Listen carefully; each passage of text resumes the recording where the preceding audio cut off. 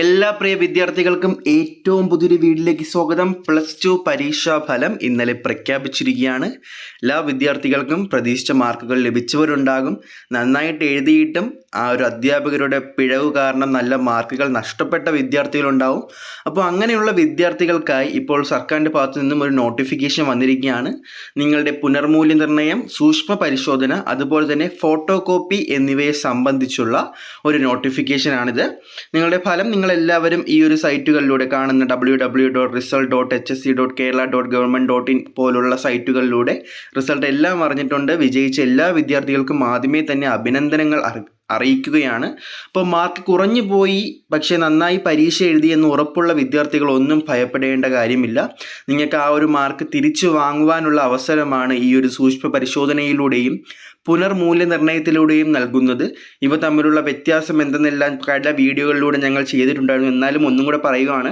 പുനർമൂല്യനിർണ്ണയത്തിൽ നിങ്ങളുടെ പേപ്പർ വേറൊരു അധ്യാപകൻ്റെ പക്കൽ കൊടുത്തതിന് ശേഷം നോക്കുകയും അതിൽ ആ ഒരു അധ്യാപകൻ നൽകുന്ന മാർക്ക് കൂടുതലാണെങ്കിൽ ആ ഒരു മാർക്ക് നിങ്ങളുടെ ലാസ്റ്റ് മാർക്ക് ലിസ്റ്റിലൂടെ സ്വീകരിക്കുകയും ചെയ്യും. എന്നാൽ സൂക്ഷ്മ പരിശോധനയിൽ ആ ഒരു ആൻസർ ഷീറ്റ് വേറൊരു അധ്യാപകൻ നോക്കില്ല. ഓൾറെഡി നോക്കിയതിൽ തന്നെ ഏതെങ്കിലും മാർക്കുകൾ കൂട്ടിയതിലോ കുറച്ചതിലോ വ്യത്യാസമുണ്ടോ, എല്ലാം കറക്റ്റാണോ എന്ന് റീചെക്ക് ചെയ്യുക മാത്രമേ ഉള്ളൂ. ഫോട്ടോ കോപ്പി നിങ്ങൾക്ക് നിങ്ങളുടെ ഉത്തരക്കടലാസ് പിന്നീടത്തേക്കായി ഭാവിയിലത്തേക്ക് സൂക്ഷിച്ച് വയ്ക്കണമെങ്കിൽ നിങ്ങൾക്ക് അതിൻ്റെ ഒരു ഫോട്ടോ കോപ്പി എടുത്ത് നിങ്ങളുടെ കയ്യിൽ സൂക്ഷിക്കാം. ഇത് മൂന്നുമാണ് നിങ്ങൾക്ക് ഇനിയുള്ള ഓപ്ഷൻസ്. അപ്പോൾ ഇതിനെല്ലാമായിട്ട് രജിസ്റ്റർ ചെയ്യാനുള്ള അവസാന തീയതി 27/5/2025 ആണ്.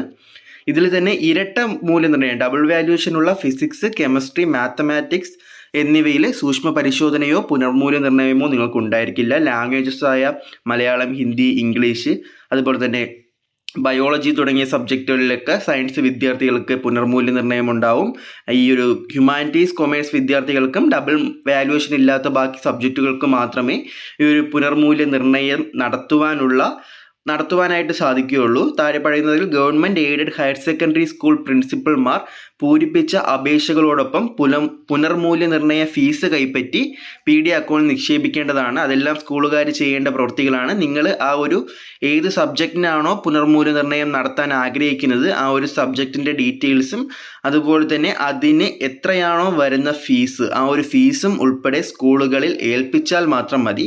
ഇവിടെ ഒരു വിഷയം പുനർമൂല്യനിർണ്ണയം നടത്തുന്നതിന് 500 രൂപയും സൂക്ഷ്മ പരിശോധന നടത്തുന്നതിന് 100 രൂപയും ഫോട്ടോ കോപ്പി എടുക്കുന്നതിന് 300 രൂപയുമാണ് നിങ്ങളുടെ ഫീസായിട്ട് വരുന്നത്. അപ്പോൾ ഈ ഒരു ഫീസും ആ സംബന്ധ രേഖകളുമായി നിങ്ങൾ നിങ്ങളുടെ സ്കൂൾ പ്രിൻസിപ്പലിനെ സമീപിക്കുക.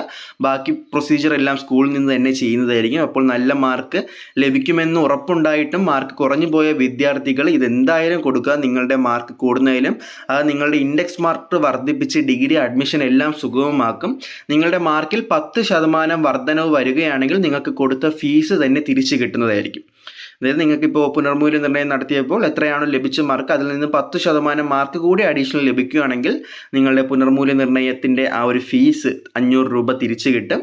അപ്പോൾ എല്ലാ വിദ്യാർത്ഥികളും ഇതൊന്ന് ചെക്ക് ചെയ്യുക. നിങ്ങൾക്ക് കുറഞ്ഞു പോയ മാർക്കും വിഷയങ്ങളും നിങ്ങൾ എഴുതിയപ്പോൾ നിങ്ങൾക്ക് കിട്ടുമെന്ന് ഉറപ്പുണ്ടായിരുന്ന വിഷയങ്ങളുമെല്ലാം ഒന്ന് റീകാൽക്കുലേറ്റ് ചെയ്തതിന് ശേഷം ഈ ഒരു കാര്യത്തിലേക്ക് കടക്കുക. എല്ലാ വിദ്യാർത്ഥികൾക്കും നല്ലൊരു ഭാവി ആശംസിക്കുകയാണ്. മറ്റൊരു വീഡിയോയിൽ കാണാം. ബൈ.